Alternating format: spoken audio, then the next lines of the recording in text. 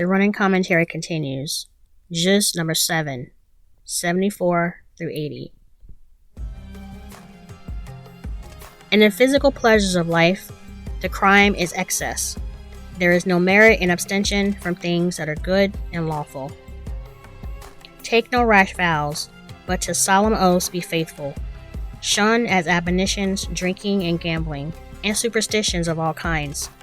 But be reverent to what is sacred in rites and associations. Not the same are things good and things evil. Learn to distinguish, but pry not into questions beyond your ken. Guard your own souls in truth and justice, and no harm can befall you.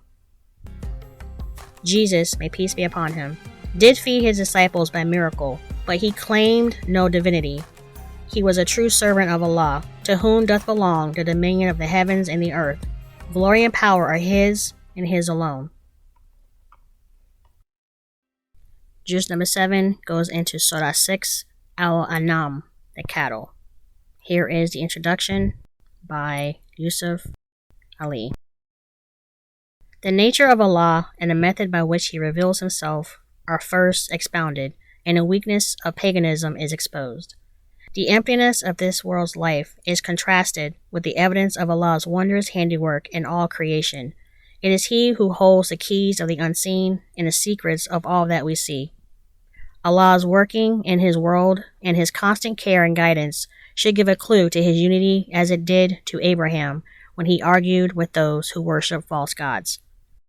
The succession of prophets after Abraham kept Allah's truth alive and led up to the Koran. How can man fail to understand the majesty and goodness of Allah when he contemplates Allah's creation and His messages to mankind? The obstinate and the rebellious are deceived. They should be avoided. Though they turn for assistance to each other, they will receive due punishment. Allah's decrees will come to pass, in spite of all the crimes and superstitions of the ungodly. The better course is to follow the straight way, the way of Allah, as directed in the Quran, with unity and the full dedication of our lives. The running commentary continues, number 76. Anam, the cattle. Allah did separate light from darkness. He reigns not only in heaven, but also on earth. Mercy is His law.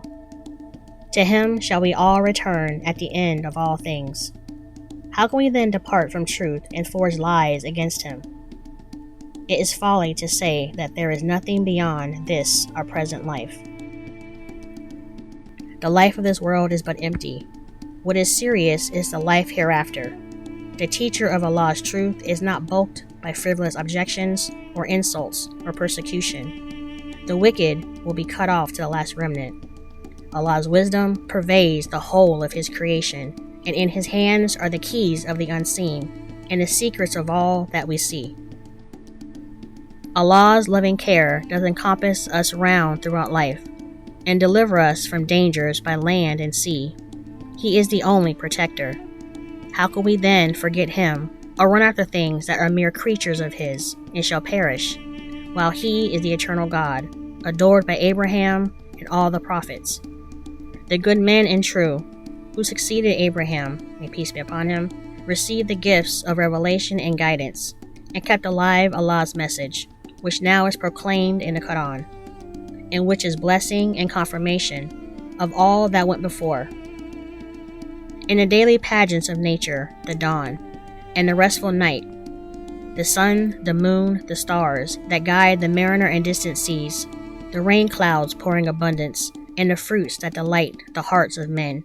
Can you not read signs of Allah? No vision can comprehend Him, yet He knows and comprehends all.